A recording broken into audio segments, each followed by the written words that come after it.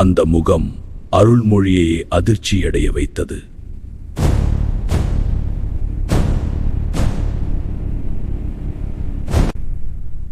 அவர் எதிர்பார்த்தது ஒரு எதிரியை, ஆனா பார்த்தது ஒரு துரோகியை.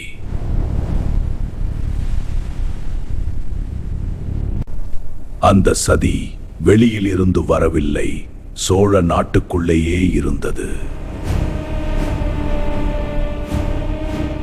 அந்த நொடி இருள் போர்க்களமாக மாறியது.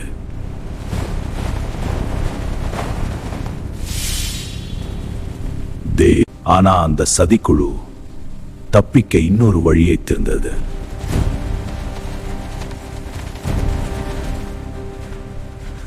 அந்த மண்டபத்தின் கீழ் ஒரு மறைந்த உலகம் இருந்தது.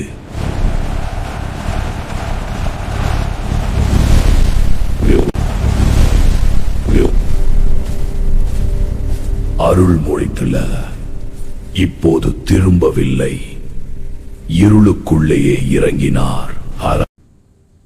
தொலைவில் இருந்த நந்தினி அந்த இரவு மாறிக்கொண்டிருப்பதை உணர்ந்தாள்.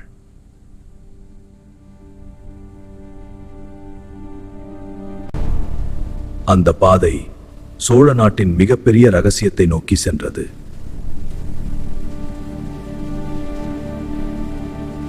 அந்த கதவுக்கு பின்னால்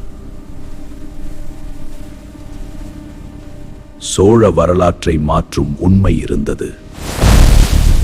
சோழ வரலாற்றின் அடுத்த அத்தியாயத்தை காண இப்போதே சப்ஸ்கிரைப் பண்ணுங்க. The story continues.